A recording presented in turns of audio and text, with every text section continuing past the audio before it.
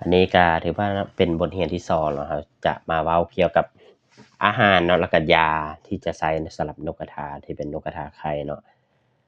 ก็สำหรับ EP แรกเนาะหรือว่าบทที่1เขาก็เว้าเกี่ยวกับการเลี้ยงและการซื้อมาหยังต่างๆอันนี้เป็นพื้นฐานเนาะอันที่2มันเราจะมาเว้าเกี่ยวกับว่ายาเนาะเราจะใช้ยาหยังแล้วอาหารที่นกกระทาไข่มันกินมันจะกินหยังแน่เนาะ สำหรับที่เคยเลี้ยงมาเนาะอันนี้ก็ใช้เวลาอยู่ปีปลายก็เลี้ยงมาแล้วก็บ่มีเวลาสถานที่บ่อำนวยความสะดวกแล้วก็เลยบ่ได้เลี้ยงเนาะอันนี้ก็จัดการเนาะปิ้งไปหมดแล้วมันก็ถือว่าหมดไปเนาะแต่ว่าสำหรับไผที่ว่าต้องการเลี้ยงมันหรือว่าต้องการใช้งานเนาะต้องการศึกษาเกี่ยวกับตัวนี้เนาะอันนี้ก็ถือว่าเป็นประสบการณ์มาเล่าสู่ฟังเนาะนกกระทาไข่เนาะทำอิฐ ถ้าบ่มีอาหารมันแท้ๆเนาะมันกินอาหารไก่ได้เนาะอาหารไก่ตัวพวกอาหารไก่น้อยเนาะแต่ว่ามันต้องการอะครับสิ่งที่นกกระทาไข่ต้องการคือต้องการโปรตีนที่ถือว่าสูงถ้าเป็นตัวแม่เนาะมันต้องการโปรตีนสูงเพื่อที่จะเอาไปสร้างรังไข่มันเนาะเพราะว่ามันจำเป็นเนาะจะต้องได้แบบต้องการที่ว่าโปรตีนเอามาเพื่อสร้างไข่มันจำเป็นมันจำเป็นหลาย เอาอาหารที่เป็นอาหารไก่ก็ได้อาหารไก่แบบเริ่มแรกเลยก็ได้แบบอาหารพวกไก่น้อยหั้นน่ะไก่น้อยที่ว่าเขาให้กินตั้งแต่เกิด5-21มื้อคืออาหารตัวนั้นแหละ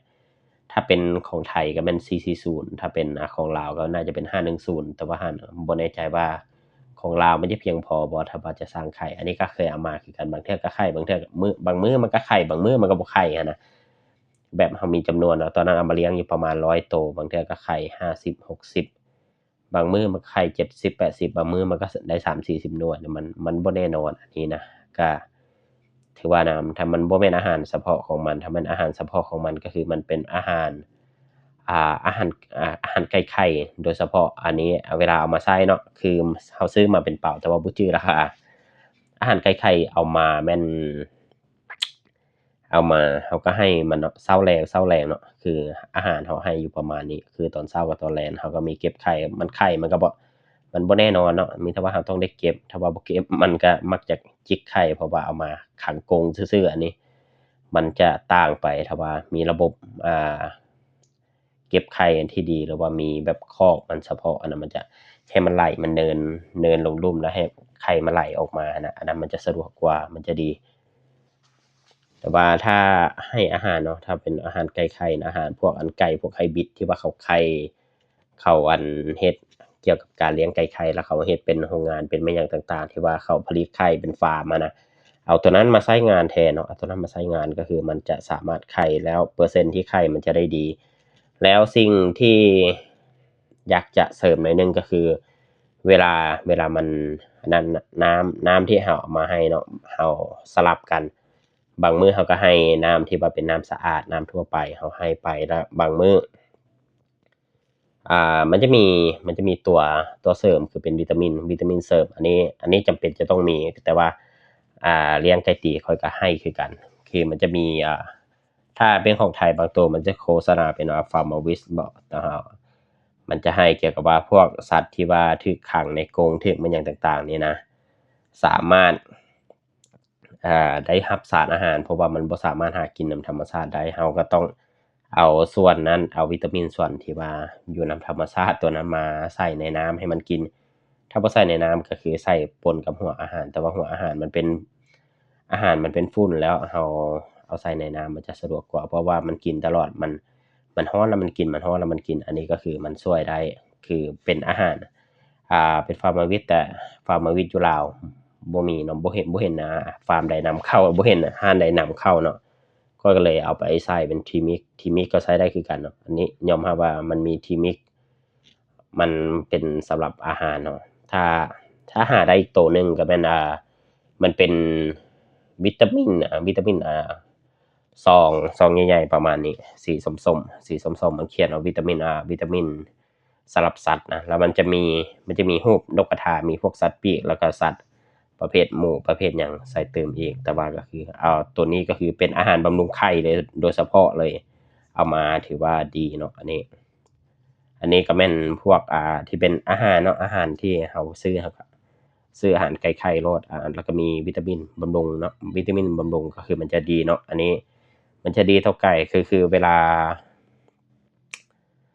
เอาเวลาเลี้ยงอะนะเวลาลมมันพัดเข้ามาอย่าให้มันลมมันพัดเข้ามาเต็มๆเนาะมันจะนำพยาธิเข้ามามันอันตรายหลาย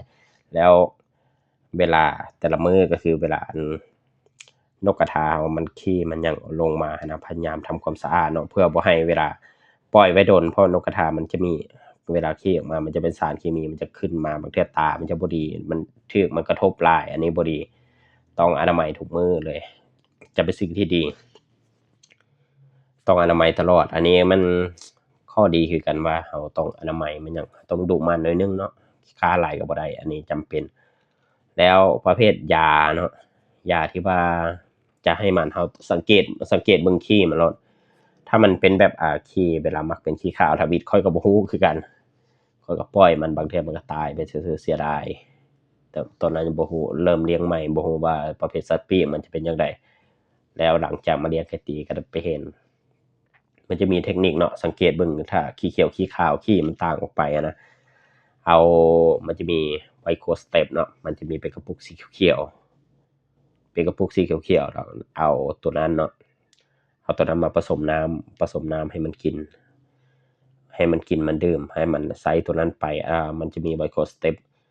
อันอันนั้นเนาะมันแก้พวกท้องเสียท้องร่วงพวกอันนั้นมันจะแก้ปัญหาภายในเนาะ แล้วก็พวกมันกินอาหารบ่ได้พวกมันเป็นพยาธิเนาะไก่พวกสัตว์ปีกมันจะเป็นพวกมีอาการเป็นบิดเอาพวกนั้นมาใส่มันแก้ได้มันแก้ได้ที่ว่าอาการพวกบิดต่างๆมันจะบ่มีพยาธิก็คือมันจะถือว่าแก้ไขได้แล้วเนาะประมาณพวกในเดือนกุมภามีนาเมษาเนาะ3เดือนนี้ก็คือมันจะมีอาการของพยาธิ5หรือว่ามันจะมานำอากาศเนาะอันนี้ก็คือแบบไก่ช่วงตรุษจีนไปแล้วมันฟาดโลดถือว่าถ้าไก่ค่อยก็ถูกไปหลายตัวถ้าว่าเป็นนกกระทาไปก็ถือว่าถูกไปหลายตัวเติบมันอันตรายเนาะสำหรับยาที่ใช้ป้องกันมันมียาตัวหนึ่งเนาะที่ว่าค่อยเคยขายเกี่ยวกับพวกอาหารที่เป็นอ่าอาหารต่างๆแล้วทางบริษัทเขามาส่งเนาะเขาแนะนำมาเพราะว่าเขาอยู่ฟาร์มผลิตอันเขาเฮ็ดฟาร์มไก่ไข่เนาะแล้วไข่มาส่งแล้วก็มียามามันจะมียาตัวหนึ่งที่ว่าเป็นวัคซีนมันตัวนั้นมันเป็น Newcastle เนาะ Newcastle คือถ้าเป็นแบบทั่วไปนะถ้าเจ้าดุมันเจ้าไหวเนาะเจ้าเอาผสมมันจะมีตัวเป็นกล่องเป็นหลอดแล้วผสมใส่กันแล้วเอาไปหยอดใส่ตามัน2ตาเนาะหยอดตา2ข้างแล้วก็หยอดดังอันนี้มันก็จะได้คือกันแต่ว่าถ้าเจ้าเลี้ยงนกกระทา100-200ตัวเจ้าดุมันว่าจะไปนับได้ทุกตัวบ่ถ้าว่าเจ้านับบ่ได้เนาะแล้วอยู่ทางโรงงานอยู่ทางฟาร์มที่ว่าเขาเฮ็ดหั้นนะเขาเลี้ยงไก่เนาะเลี้ยงไก่ถ้ามันเป็นไก่ไข่แต่ว่าไข่อยู่ในกรงเลยแต่ว่าเขาก็บ่มีเวลาที่จะไปหยอดดังมันแล้วก็ไปหยอดตามันได้เขาก็ใช้วิธีฉีดถ้าเจ้าเอามาได้เจ้ามียามันเจ้าก็เอามาผสมใส่น้ำแล้วเจ้าก็ฉีดโลดกันไว้ก่อนเนาะเจ้าก็มาฉีดแถวช่วงเดือน12เดือน1กันไว้โลดมันจะอยู่ได้ประมาณตัวนี้มันประมาณ3เดือนบ่ค่อยก็บ่แน่ใจว่าประสิทธิภาพมันอาจจะบ่ได้คือพวกยาซักแต่ว่ายาซักมันใส่บ่ได้เนาะนกมันตัวน้อยเสียบเข้าไปยามมันตาย ประเภทNewcastle นะแบบอันนั้นมันรับบ่ไหวเนาะมันตัวน้อยเกินไปมันมีแต่ยาประเภทคือฉีดใส่ได้ฉีดใส่ให้มันเข้าตัวมันเองเนาะให้มันเข้าตาเข้าหยังมันอันนี้มันจะใช้วิธีนี้เอาเนาะมันก็สำหรับวิธีที่ข้อยใช้เนี่ยมันจะเป็นแบบประมาณนี้แต่บางอันเนาะข้อยก็ผิดพลาดไปแต่บางอันข้อยรู้นำหลังก็เอามาแนะนำเอามารีวิวเนาะมันก็เป็นแบบนี้ประมาณนี้แหละมัน ประเภทพวกยาพวกอาหารมันก็ประมาณนี้ที่ว่าค่อยใช้งานมาได้ค่อยใช้งานค่อยเลี้ยงมาก็แบบนี้แล้วมันก็ได้ผลมีประสิทธิภาพแต่ว่าตอนนี้บางเทื่อมันก็บ่ได้เลี้ยงบ่สะดวกเนาะเพราะว่าอ้อมข้างมันได้กลิ่นของขี้นกกระทาแล้วเขาอยากเว้าให้แล้วก็บ่ได้เลี้ยงก็เลยเลี้ยงแต่ประเภทเป็นไก่ตีแทนอันนี้ก็อยู่ประมาณนี้เนาะมื้อนี้ก็มาเว้าสำหรับนะบทเรียนที่2ก็ประมาณนี้มื้อนี้ก็เท่านี้ก่อนเนาะ